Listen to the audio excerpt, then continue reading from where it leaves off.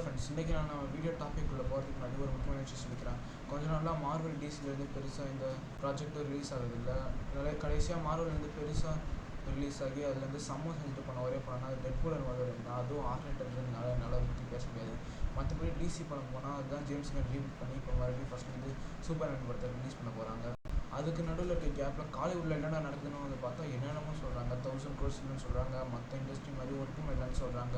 Even Mollywood கூட feel good movies கூட கொடுக்க முடியலன்னு சொல்கிறாங்க. அந்த மாதிரி காலிவுட் கிட்ட என்னதாங்க இல்லை, வாங்க போயிட்டு பார்க்கலாம். எனக்கு என்ன டாபிக் நான் என்ன எடுத்து வந்திருக்கேன்னா, காலிவுட்டில் ஹையஸ்ட் கிராசிங் படம்னு பார்த்தீங்கன்னா ஃபஸ்ட்டு 666 crores-லேருந்து 800 crores வரைக்கும் கலெக்ட் பண்ணியிருக்கு. அடுத்தது ஜெயிலர் 605 crores-லேருந்து 650 crores வரைக்கும் கலெக்ட் பண்ணியிருக்கு. அடுத்தது பார்த்திங்கன்னா லியோ 595 crore-லேருந்து 620 crores வரைக்கும் கலெக்ட் பண்ணியிருக்கு. சில பேர் கேட்கலான்னா லியோ ஜெயிலரோட அதிகமாக கலெக்ட் பண்ணியிருக்குன்னு போட்டாங்க. ஆனால் நீ இப்படி சொல்கிற, ஜெயிலர் தான் அதிகமாக கராஸ் பண்ணியிருக்குன்னு. ஆக்சுவலாக இது என்ன நம்ம பார்க்க வேண்டியதுன்னா, இப்போ நம்ம ஐஎம்டிபி ரேட்டுக்கு எடுத்து பார்த்தோம்னா லியோவுக்கு பார்த்தீங்கன்னா 7.2, ஜெயிலருக்கு 7.1. அப்படியே ரெண்டுத்தோட ரிவ்யூஸையும் போயிட்டு பார்த்தோன்னா ஜெயிலர் எல்லாரும் தலை மேலே தூக்கி வச்சுட்டு கொண்டாடினாங்க. ரஜினிக்கு பெரிய கம்பேக்னே சொன்னாங்க. அதுவே லியோ பார்த்தா மிக்ஸ்டு ரிவ்யூஸ் தான் வாங்கிது. ஆனால் மேக்ஸிமம் பாசிட்டிவ் ரிவ்யூஸ் தான் வாங்கியிருக்கு. அது நம்ம எல்லாருக்கும் தெரியும். ஸோ அதாங்க இன்றைக்கி நம்ம எதை பற்றி பார்க்க போகிறோம்னா, ஜெயிலர் 7.1 ஐஎம்டிபி ரேட்டிங் வாங்கி 650 crores வரைக்கும் கலெக்ட் பண்ணி தலை மேலே தூக்கி கொண்டாடிருக்கோம். லியோ 7.2 வாங்கி 620 crores தான் கலெக்ட் பண்ணுச்சுன்னு மிஸ்ட்ரி ரிவ்யூஸ் வாங்கினதுக்கு என்ன காரணம்னு வாங்க பார்க்கலாம். ஃபஸ்ட்டு என்னோடய ஒப்பீனியன் நான் சொல்லிக்கிறேன். ஜெயிலர், லியோ இது ரெண்டுத்தையும் நான் பார்க்கும்போது என்ன நினச்சேன்னா, லியோ நான் தேட்டரில் பார்த்ததும் தெரில, போனதும் தெரில. போயிட்டு உக்காந்தேன், நல்லா பார்த்தேன், என்ஜாய் பண்ணால் வந்துட்டேன். லோகேஷ் கனராஜ் மூவி மாதிரி எனக்கு ஃபீல் ஆகலை. விஜய் நான் ஸ்க்ரீனில் பார்த்தது எனக்கு ரொம்ப நாள் கழிச்சு ஒரு சந்தோஷத்தை கொடுத்துச்சு. கதை கூட எனக்கு அவ்வளோ பெருசாக தெரியல. அப்படியே ஜெயிலரை பார்த்தோம்னா கதை, டைலாக், ஸ்க்ரீன் பிளே எல்லாம் சூப்பராக இருந்துச்சு. அதை விட தலைவரையும் மற்ற இண்டஸ்ட்ரீஸோட சூப்பர் ஸ்டாரையும் காட்டுறதாங்க வேறு லெவல் கூஸ் பம்ப்ஸாக இருந்துச்சு. ஆக்சுவலாக அதுலேயும் நான் மைனஸ் பாயிண்ட்னா, ஜெயிலர் படத்தையும் நான் அந்த கூஸ் பம்ப்ஸில் பார்த்துருக்கும்போது படத்தை பாதி கோட்டை விட்டேன்னு தான் சொல்லி. ஏன்னா நான் அவ்வளோதான் கவனிக்க தெரியலையா, இல்லை படம் எனக்கு எமோஷனலாக கரெக்ட் ஆகலையான்னு தெரில. ஏன்னா அவ்வளோ ஃபஸ்ட்டாக இருந்த படம் போயிடுச்சு. ஸோ லியோ கிட்ட இல்லாத அப்படி இல்லை, ஜெயிலர் கிட்ட இருக்குன்னு பார்த்தீங்கன்னா, ஜெயிலர் பார்த்தீங்கன்னா ஒரு ஸ்டாண்டர்ட் ஃபிலிமாக ஒர்க் ஆகலை. ஏன்னா எல்லா இண்டஸ்ட்ரீஸோட சூப்பர் ஸ்டாரையும் கொடுத்துருந்தாங்க. ஸோ லியோவை விட ரஜினிக்கு ஃபேன்ஸ் அதிகம் நான் சொல்ல வரல. பட் ரெண்டு பேர்த்துக்குமே மேக்ஸிமம் கொஞ்சம் டிஃப்ரென்ஸ் இருக்கும். ஆனால் மேக்ஸிமம் அவங்க ரெண்டு பேருக்கு ஈக்குவலான அமௌண்ட் ஆஃப் ஃபேன்ஸ் தான் இருக்காங்க. அதையும் ஓவர்சீஸ்லாம் ரஜினிக்கு ஃபேன்ஸ் அதிகம்.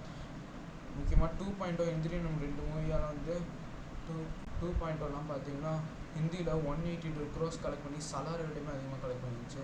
அதுவே ஓவர்சீஸில் பார்த்தீங்கன்னா 200 பாக்ஸ் ஆஃபீஸ் கிட்ட போயிடுச்சு 2.0. அதுவே எந்திரனும் அதே மாதிரி தான். அப்போதைக்கு தமிழ் சினிமாவில் 200 crores-ஐயும் 200 to 300 crores படத்தை இன்ட்ரடியூஸ் பண்ண ஷங்கரோட எந்திரன் ஓவர்சீஸில் பயங்கரமான பாக்ஸ் ஆஃபீஸ் போயிட்டேன். ஸோ அதனாலேயே ரஜினியோட பேர் வேர்ல்டு வைடாக ஃபேமஸ் ஆக ஆரம்பிச்சிச்சு. அப்படியே நம்ம விஜய் அண்ணா கிட்ட வந்தோன்னா, தமிழ்நாட்டில் ஏகப்பட்ட ஃபேன்ஸு. எவ்வளோனா அவரோட 2 படம் 200 crores கிட்ட கலெக்ட் பண்ணியிருக்கார் தமிழ்நாட்டில். அதுவும் தமிழ்நாட்டில் அதிகமாக கலெக்ட் பண்ண மூவிஸில் அவரோட 2 படம் தான் இருக்கும். எதுன்னு பார்த்தீங்கன்னா லியோ, அப்புறம் கோட்டு நம்ம இந்த லிஸ்ட்டுக்குள்ள எடுத்துக்க வேணாம், தேவைப்பட்ட எடுத்துக்கலாம். 5.8 கோட்டுக்கு ரேட்டிங் வாங்கியிருக்கு ஐஎம்டிபியில். சரி வாங்க பரணி வீடியோக்குள்ளே வரலாம். லியோவும் கோட்டுக்கு தான் 200 crores தமிழ்நாட்டில் கிராஸ் பண்ணிச்சுன்னு சொல்லி, அவர் ஜெயிலர் மட்டும் கிராஸ் பண்ணியான்னு கேட்டிங்கன்னா 195 crores வரைக்கும் கிராஸ் பண்ணிச்சு. விக்ரமே 184 வரைக்கும் கிராஸ் பண்ணிச்சு. அந்த மாதிரி 194 கிராசிங் ஜெயிலர் தமிழ்நாட்டில் பண்ணதுனால அது 200 மார்க்கெட்டுக்குள்ளே என்டர் ஆகணும்னு சொல்லல. ஏன்னா இப்போ கங்கோது நடந்ததும் அதான். அது கலெக்ஷன் பண்ணதை இன்னுமே ரிலீஸ் பண்ணாமல் வச்சுருக்காங்க அதோட கலெக்ஷனை. அதே மாதிரி தான் ஜெயிலர்னா கனெக்ஷன் இவ்வளோ வரைக்கும் ப்ராப்பராக எனக்கே தெரியல. அதாவது தெரிஞ்சுக்கிற அளவுக்கு சோர்ஸஸ் இல்லை. லியோ கிட்ட வந்தோன்னா லியோக்கு ஹை எக்ஸ்பெக்டேஷன் வச்சு. எவ்வளோ எக்ஸ்பெக்டேஷன்னா, இந்தியன் சினிமாலேயே ஒன்று அந்த ஹையஸ்ட் எக்ஸ்பெக்டட் படம். ஏன்னா எல்சிஓ, லோகேஷ் கனகராஜ், அப்புறம் முக்கியமாக இந்தியாவிலேயே பிக்கஸ்டான ஒரு ஸ்டார் லியோவோட படம், விஜயோட படம் ரிலீஸ் ஆகுதுன்னா சும்மாவா? அதுக்குன்னு ஜெயிலருக்கு எக்ஸ்பெக்டேஷன் இல்லை. ஆனால் இப்போ வேட்டையனை விட ஜெயிலர் 21 crores அதிகமாக கிராஸ் பண்ணியிருக்குன்னு. எதுக்குன்னா அனிருத் பாட்டு குக்கும் அப்புறம் தமன்னாவோட டான்ஸ்னால தான். ஸோ ஐஎம்டிபி ரேட்டிங் ஜெயிலரை விட எதுக்கு லியோக்கு அதிகமாக இருந்துச்சுன்னு பார்த்தீங்கன்னா, அது என்ன தான் பழைய கதை ஹிஸ்ட்ரி ஆஃப் வயலன்ஸ்லேருந்து ஒரு ரீமேக்னு சொல்லியிருந்தாலும் அது அவங்க சொன்னதை ப்ரூவ் பண்ணிட்டாங்க. அது என்னென்னா மாஸ் அண்ட் கிளாஸ் ரெண்டுமே படத்தில் இருக்கும்.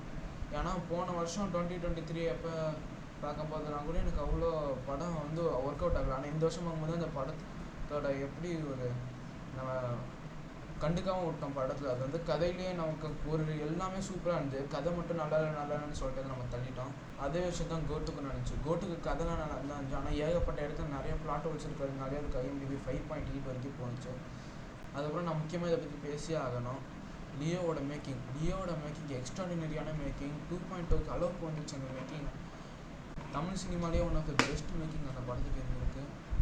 அந்த படத்தை பார்த்துட்டு மேக்கிங்காக எனக்கு வார்த்தையே சொல்ல வாயில் வந்து ஒவ்வொரு படமும் போக போக மேக்கிங் ஏறிட்டே போகும். விக்ரமுக்கு அப்புறம் லியோ மேக்கிங்கே நிறைய செலவு பண்ணியிருக்காங்க. அதான் காரணம். என்னதான் லோகேஷ் வந்து படம் வந்து பழைய கதையாக எடுத்திருந்தாலும் அதை அழகாக எடுத்து கொடுத்துட்டாங்க அந்த லியோ டீம் நமக்கு. வேற ஜெயிலர் பார்த்தீங்கன்னா, எனக்கு ஜெயிலரை படம் பார்த்துட்டு இருக்க பாதியிலே விக்ரம் மாதிரி இருக்குன்னு எனக்கு தோண ஆரம்பிச்சிச்சு. அதுக்கப்புறம் தான் தெரிஞ்சு விக்ரம் மாதிரி இந்த படம் வந்து, ஏன்னா ரெண்டுமே கம்ப்ளீட்டான மேனரில் இருக்கும். இது பார்த்திங்கன்னா ஒரு லைட்டாக மாடரேட்டான மேனரில் இருக்கும், அது ஃபுல்லாக டார்க்கான மேனரில் இருக்கும். ஸோ ஜெயிலர் பார்த்திங்கன்னா நம்மக்கிட்ட சொல்ல வந்த கதை கொஞ்சம் பிளாட்டு கொஞ்சம் மெஸ்ஸியாக இருந்திருக்கும். அப்புறம் அவரோட பையன் அர்ஜுன் பாண்டியன் வந்து திடீர்னு வந்து வில்லன்னு சொல்லிட்டாங்க. அவர் வில்லன்ற மாதிரி கொஞ்சம் ஹிண்ட்டு கொடுத்துருந்தா கூட எனக்கு ஒரு நல்லா இருந்திருக்கும் அந்த கேரக்டர். நான் திடீர்னு வந்து வில்லன்னு சொன்னதுனால கொஞ்சம் ஷாக்கிங்காக தான் இருந்துச்சு படம் பார்க்க போகும்போது. அதுவும் எமோஷனலாக எனக்கு கனெக்ட் ஆகலை.